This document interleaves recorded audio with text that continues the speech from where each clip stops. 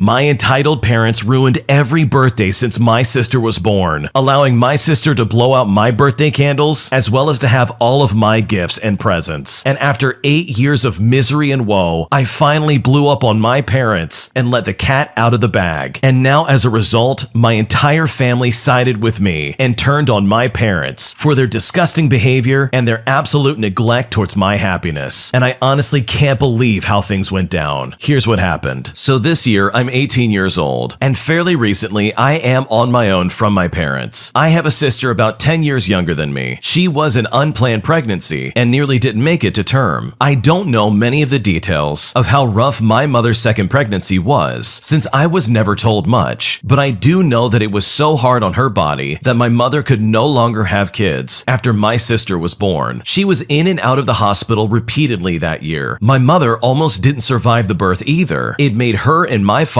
latch on to my little sister because she could have potentially never been born. And ever since then, I felt like I was just the other child in the house. That is, except for when they needed a free babysitter. The level of favoritism my parents showed long term has me believing they are genuinely sick in the head for not noticing exactly what it was doing to me. And now it's rebounding on them. So starting with my 11th birthday, my parents wanted me to let my sister blow out my candles because she was 2 years old and cried at the sight of birthday cake that wasn't hers. I didn't want to do it, but my parents forced me into it, and they relit the candles for me to do it again after her. But at that point, the moment felt completely ruined. The same thing happened the next year, and the year after that, and so on and so forth. They just kept forcing it until it became the norm. My sister even had to have presents on my birthdays as well. And to top it all off, I never got any of hers either. And when I asked why, they just told me that I'm a boy, and boys don't need to worry about it as much. I know I was a kid, but did they really think that this was the best thing to say or the smartest thing to say? Not really, in my opinion. And my parents would always choose a place my sister would like to be at, more than me on my own birthday. Eventually, it became more like my sister was getting 2 birthdays a year, and I was getting none. Beyond this, my parents made their entire lives revolve around my sister. If there's something I wanted to do, my sister had to want to do it too. Otherwise, it was vetoed, unless I could do it alone. I eventually just learned to lock myself in my room with my video games because they didn't seem to bother me there. That is, unless my sister wanted to run into my room and annoy me, hence why I always put a lock on the door. My parents wanted me to remove it, but I freaked out because I was an angry teenager who was tired of being intruded on at any given moment. My sister came running in more than once when I had no clothes on, and my parents were upset at me for being naked in my own room. When I pointed out how ludicrous that was, they withdrew their objection and just let me keep the lock. My sister developed quite the princess complex because of how she was being spoiled on a daily basis, and she was very demanding, so I stayed away from her as much as feasibly possible. Whatever excuse I could use to not have to deal with her, I used it. Even if I had to make up stuff just to have time to myself. My parents hired a teenage girl babysitter, and I got more personal time. But eventually, the babysitter quit because my sister wouldn't listen to her, and my parents tried to keep from paying her by saying that she did a bad job. The girl got some other people involved, and my parents finally paid her what they owed her. Then they hired another girl to babysit on the regular, and this one ended up staying. But my parents made it clear that I was to be watching my sister any day I had free, which I went out of my way to make sure I was busy, especially at my part-time job if I could. My sister treated me as her personal butler and ordered me around. She even had a stupid nickname for me that she wouldn't stop using, and just hearing that nickname makes my blood boil. And if I didn't give her everything she wanted, she'd cry and call our parents, and then I would be in trouble for mistreating her. We had many massive arguments because of this, and after I refused to yield anymore, my relationship with my parents de-evolved into barely any words spoken between us for some time. And yet, during my high school graduation, they had the nerve to brag to other parents that they were the reason I worked so hard. Well, they weren't wrong, but the reason they were thinking of was not the one that actually happened. I worked hard just biding my time for when I'd be free finally from my parents. But my parents acted like they'd done so much. I mean, maybe they did before my sister was born, but afterwards, it was all about her. They didn't even ask me about school until parent-teacher conferences came up. I graduated with a B and C average, and after my graduation, my parents just took me to some place where my sister would always have more fun than me, even though the trip was supposed to be for me. On my 18th birthday in July though, things really boiled to the surface. Even though it was my 18th birthday, it still didn't feel like it was all about me. I hoped to God that we were going to my favorite restaurant for once, but no, they had the party at the local knockoff Chuck E. Cheese, which is the only place like it nearby to us. So it was the de facto celebratory destination whenever anything big was achieved, including my high school graduation. I did say to them that it was a place that my sister would enjoy much more than me. I was surrounded by kids half my age having parties, and I was so bored with nothing to do but eat mediocre pizza and play claw machines and dated arcade games for tickets to cheaply made prizes that brought me no joy. Then, when it was time for cake, my parents came out with one that was pink with white flowers on it. Sure, it had my name on it, but it was very obviously not a boy's cake, and there were only 10 candles. My parents lit the candles and set them right in front of my sister to blow out. That's when it finally happened. I had this mental moment of all the pent-up hate mentally flashing before me, and then I started ugly crying. I, an 18-year-old boy, was crying in front of the whole family. Everyone was so shocked that time seemed to just freeze. I got up and all the stuff I'd been holding in for the past 8 years just spilled out like word vomit. The entire family got to witness this event, and when it was finally over, I just walked outside to sit by the family car. Several relatives trailed out after me to say they were so sorry and that they didn't know about the pink cake because my parents kept it covered till it was served. I said it didn't matter that they didn't know. They all sat back and watched as my life was taken over by Little Miss Sunshine for the past 8 years. I had no real birthdays or celebrations of my own. They were all about her. And then, on the biggest birthday of my life, they all expected me to just smile and nod, like always, while they handed my sister a cake that was entirely meant for her, when it wasn't even her birthday. Some of them started giving me apologies, but they made the excuse that all this time, they just thought I was okay with it, because my parents said I was. I told them I was never okay with it, and my parents forced it on me every year, till I just pretended to accept it. I then spread my arms out, motioning around me, and said, look at where we are. Does it look like the place I wanted to celebrate my graduation and 18th birthday? No one even tried to stick up for me all this time. I'm just the other kid while my sister gets everything. I didn't even get to have any of my friends there because my parents stopped letting me invite them long ago after they tried to voice their opinions over my sister getting to blow out my candles. There are 365 days a year, and was it really so bad to just want one that was about me and not her? Instead, I'm treated like the greedy, entitled brat for wanting my own birthday. Then I just went back to ugly crying. My father came back outside by that point to yell at me for making such a huge scene. Because my mother was crying too, my sister was upset because I ruined her moment, and now everybody in there who saw this thinks that they're bad parents. I ended up yelling at him that they are bad parents, and he should know exactly why. Well, after I said that, the rest of the family descended on him like a pack of wolves. Better late than never, I suppose. But I'd never seen anything like it before. My father was practically backed up to the restaurant front door, and then most of the crowd flooded back inside with him to have it out with my mother too. My grandparents stayed with me and apologized for having their eyes shut for so long. I don't know what was said to my parents at the restaurant, but it was roughly a half an hour before they came back out, and when they did, they looked incredibly defeated. My mother was still sniffling after crying so hard, and neither of my parents could look me in the eyes. They both awkwardly apologized for what they did, and then offered to redo the party elsewhere. But that wasn't really enough for the crowd. One of my uncles scoffed rather loudly in the crowd, and my parents said that they would never let my little sister blow out my candles again, or give her presents on my birthday, or make any part of it about her. There was then another scoff, and my parents also apologized for getting a cake that was obviously not meant for me, and that they just felt like I wasn't worried about cake anymore at my age. And oh boy, was that the wrong thing to say. I became furious all over again and yelled at them again that my age was irrelevant. They literally gave my birthday to my sister and had no good reason as to why, and they knew it. Then I said there was no point in redoing the party because it was way too late. They quite clearly show that I mean nothing to them. They ruined 8 years of my life till I became an adult. What future birthdays with them could I possibly look forward to? Well, my father started to get angry at me for saying that, but when the entire family yelled at him, he shut up. My grandfather told him I'm exactly right, and there's no possible way they can undo the damage done now. He said my parents were awful people. They played favorites and treated treated me like the black sheep ever since my sister was born. And what's more, they were all awful themselves because they just let it happen too. And I am owed far more than an apology. I was owed my life back. My mother broke down again and tried to come closer to me while crying my name and apologizing, but I refused to let her anywhere near me, and half the family body blocked them from getting closer. I just said I couldn't take this anymore, and I started to walk away. One of my aunts chased me down and brought me back. I could hear multiple family members yelling and cussing at my parents over what had happened, but I was so upset, I couldn't even feel happy for any bit of justice after all of this. Also, where was my sister when all this was going on? She was still in the restaurant all by herself, eating cake and ripping open presents that were there for me. And if anyone was wondering, yes, my parents served her some cake after I cried and walked out. You'd think doing that wouldn't be their primary focus in the moment, but they were called out on it later. My grandparents got me to calm down and sit in their old minivan while everyone else cleared out the party. My sister threw a huge temper tantrum after being caught opening my presents, one of which was a brand new smartphone, and she threw it against the wall and broke it because she wasn't allowed to keep it. She literally just got a brand new phone on her own birthday a few months earlier. I ended up being so upset that I was ranting that I never wanted to celebrate my birthday again, and my grandparents let me stay the night over at their house. When I came home, I still didn't speak to my parents. My mother just kept crying because I refused to talk to her, and my father was just as close-mouthed to me as I was to him. The following weekend, my grandparents convinced me to go with them out to dinner, and when we got there, I was surprised to find a whole new party waiting for me. My own parents were there, and they had the "Don't Hate Us" smiles plastered on their face the entire time. There was a big chocolate cake with 18 candles on it, and there was even a banner with my name on it. They called it my happy belated birthday graduation party because I didn't really get either this year. I did kind of have to pretend to be happy, but one good party doesn't undo 8 years of favoritism or even make a dent in it, really. And where was my sister? She was sitting at the table with her arms folded and her lip curled because it wasn't all about her like it used to be. And rather than saying happy birthday for me, they just sang an alternate version called Happy Day. Then, as soon as I blew out the candles, my sister screamed. I mean an ear-bleeding, loud little girl scream. My parents had to rush her out and then bring her back in later, looking more upset than ever. She quietly pouted in her seat for the rest of the party. I did still get a new smartphone as well, and my sister got hers taken away, among other things that she did at the prior party. But the smartphone wasn't all. The whole family had chipped in and gotten me a car. It was just an old white Volvo, but I loved it the moment I laid eyes on it. My grandfather knows a thing or two about cars and fixed it up himself. I was so happy, but my sister clearly was not because she let out another one of those screams. She started having a massive temper tantrum and demanded a car of her own. My mother had to take her into the bathroom and they didn't come out for a while. My father just went back to looking defeated. My sister had effectively ruined their attempt at trying to look good in front of the whole family. Multiple family members also had strong words from my parents that my sister was acting that way because they raised her to be such a princess spoiled brat. I obviously started driving the car around right away, but only days later, my sister actually vandalized the car by taking a hammer and breaking 2 of the side windows and cracking the windshield to the point that the car was undrivable. My parents managed to stop her before she did any more damage, but she screamed like a maniac when they grabbed her and took the hammer away, then tried to bite them as a result. And after that, everyone was furious with my sister, especially my grandparents, because my grandfather had put so much work into that car, and my sister ruined it while having a massive temper tantrum. My grandparents had spoiled my sister so badly that she couldn't mentally comprehend that I could have something that she could not, and several other family members laid into my parents about how they were setting my sister up for failure by making her an entitled brat that expects the world to be given to her, and she's going to have a terrible adult life because they won't put their foot down and teach her some respect. Well, her actions didn't go unpunished. My sister was grounded for the rest of the summer, and effective of the new school year, she was sent to a boarding school. My mother cried like a baby about it too, but my father had to be adamant that it was the only way to start undoing the damage that they had done. Yes, they fully acknowledged that they are at fault. I mean, it was kind of hard for them not to, since no one sided with them at all. My sister is absolutely miserable at that school. She hates the clothes, she hates the rules, and she's been lying almost constantly. But with the cameras almost everywhere now, she's not getting away with any of it. Our parents tried to visit her a few times, but she just screamed at them for putting her in that place. From what I hear, this may just be her school life until she's 18 years old. My parents did thankfully pay to fix my car. They had an auto glass company replace the windows and windshield, and it looks like it just did before. In August, my father came to me and said that if I was interested, he found me a job working for a friend, but it was 40 miles away, so I would need to move out of my parents' house unless I wanted to commute. But you know what? I was all for moving. Finding a first apartment wasn't so easy though. I had to get approved for a credit card just to get accepted for a studio, but I got it, and I have been living where I am now since September. My parents keep trying to contact me, but I rarely speak to them. Anytime we do speak, I just feel awkward and uncomfortable. My grandfather has suggested that they simply don't want to acknowledge how badly they failed as parents, and trying to get me to forgive them will make them feel better about themselves or something like that. But I'm not going to forgive them, not anytime soon at least. I'm finally happy and away from them, and now they've got nothing. They don't have me, and they don't have my sister, and my parents had to take more hours at work because boarding school for my sister is not cheap, nor can I imagine was the party they had thrown for me, or the repairs for my car. Empty house, angry relatives, and the only thing they have left is their work. Feels like incredible misery to me, and I don't take delight in it, but it is the result of their own actions after all. So you know what? They had it coming. This story is unbelievably heartbreaking. How ridiculous can these parents possibly be? They quite literally revolved their entire life around this one daughter and completely forgot about their son. They allowed this spoiled child to basically run this house, and if anything, that child raised those parents, not the other way around. And that is absolutely unacceptable. I mean, what were they thinking treating someone like that? It's not fair, it's absolutely disgusting behavior, and I am so glad this original poster got away from their family, more specifically their parents. It's also fantastic to see that his extended family stepped up to the plate and supported him exactly when he needed the help. And this was all because his parents failed him completely and entirely. But the story did have a fantastic ending, and I really hope that the original poster is able to find happiness and peace. And hopefully they never have to deal with their parents ever again, because they honestly don't sound like good people, and this original poster does not need that kind of energy in their life. My entitled aunt and her family are trying to use my parents' address just so they can get some low-income housing, despite the fact that they can definitely afford to buy a house. Here's what happened. So my dad's siblings and their families immigrated to the US 4 to 5 years ago. My dad applied for them and paid all the associated fees related to the application. Once they got here, he helped them find housing, as well as find jobs, and get into schools the school-age kids. Despite doing all of that, his siblings basically acted as if he didn't do anything for them. Not only that, they kissed up to my dad's younger brother, who was already in the US. They thought they didn't need my dad's help, and the younger brother would help them instead. The younger brother actually ended up screwing a few of them over, which is a decent story in and of itself. But about 3 weeks ago, one of my aunts and her oldest son by the name of Kay asked my parents to use their address as part of their application for low-income housing in the city my parents live in. My dad said they can use the address, but he won't be putting their names on any sort of utilities. My aunt and Kay said that my parents should help family, but my dad told them that he had done enough for them already. My aunt and Kay came over again earlier this week. This time, they brought a housing application where they wanted my dad to say he was my aunt's landlord. Kay told my dad to just sign it and that he would fill out the rest, which is just super shady behavior. My dad once again told them no. My mom asked Kay why they are applying for low-income housing instead of just buying a home. Based off of some previous conversations, they definitely have enough money for a down payment. Kay works as an engineer, and 2 other people in the family work, so combined they have a decent income. Kay said he doesn't want to, because then he would have to get a loan and pay interest, which is against his religion. And while this is true, my mom did point out how Kay and my aunt were lying, which is also something that wouldn't be good for their religion. Not only are they trying to lie about where they live, but they are also lying about their situation. The application would just have my aunt, her husband, and one of her daughters. However, Kay would live there too, and he makes enough to disqualify them completely. My aunt and Kay ended up leaving, with Kay apparently telling my parents to just rip up the application since they are choosing to be selfish and not help out their family. As usual, my dad's side of the family only thinks about themselves and have a short-term memory on the time and money that we already spent on them. How gross and entitled do you have to be to go to family and not only demand that they sign some form without explaining what you're gonna do with it, but also basically lying to the government about your housing and financial situation? They would be disqualified so quickly for lying on this form and basically be kicked out of their house, all because this K guy doesn't want to pay some kind of mortgage loan, despite the fact that he's an engineer and he can definitely pay for it. Really scummy behavior overall. And it also really leaves a bad taste in the mouth of the original poster that they were being so mean to their dad, all while trying to justify their actions based on their religious ideologies, which is honestly such a toxic thing to do in my opinion. So good for the dad for putting his foot down and saying, no, you're not going to use my name or my address for your low-income housing that you definitely don't need. If anything, it's time for these people to step up and actually practice what they preach, instead of trying to fraud the federal government just to try and get some cheap housing. Thanks for watching. When you subscribe, make sure to hit the bell to turn on notifications. To finish listening to all the stories, use the playlist at the top of the description. And the next time you live stream, use the cream of the crop music. Search Cream of the Stream on Spotify or whatever platform you use for copyright-free music to use for your next stream.